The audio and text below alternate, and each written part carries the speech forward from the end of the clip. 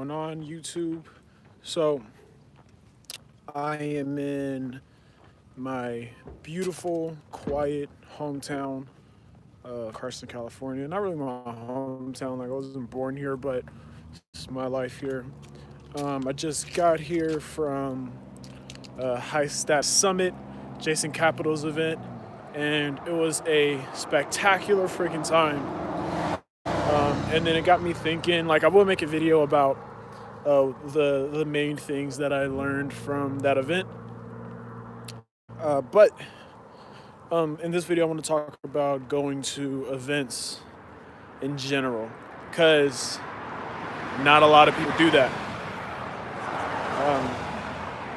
So the thing that I want to say about like why you should go to live events, any sort of live event, networking event, business parties, meetups, anything of that nature, is that it puts you in a position where you could potentially make something happen. Hey, what's going on? One. All right, so, yeah. So, if you're too busy in your hometown, and this is something that I got from Grant Cardone. He actually made a video about it recently, but he talks about it a lot, is that if you're too busy at home all the time in your hometown, you never take time to go to events like these, then you don't put yourself in a position to actually meet other like-minded people. Everyone like knows the saying, your network is your net worth. You're the average of the 5 people that you with. All of these sayings, but it's rare that you see someone actually do something about it. A lot of times people like put these quotes up, they'll say these things, but then they'll continue to hang around the same exact people, the same loser friends, and then they wonder why their life stays exactly the same. It's who are actually on a similar trajectory as you, who are actually like dreaming of doing something bigger and better with their lives. And a shortcut to being able to put yourself around people like that is by going to live events. First live event I went to was actually High Status Summit. Someone is in here, what's up, whoever that is, and they're gone. All right. So first event I ever went to was High Status Summit. Trying to think when exactly. Maybe like a year and a half ago.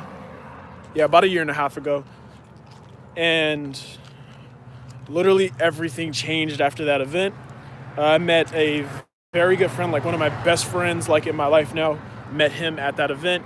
Now me and him do business together. We talk all the time. We've hung out on multiple occasions. And the biggest thing is that everything was more real to me after going to that event. I was shaking hands with people who started $1 million businesses. And what was powerful about that is that they looked just like they were just like normal people. They just operate significantly different.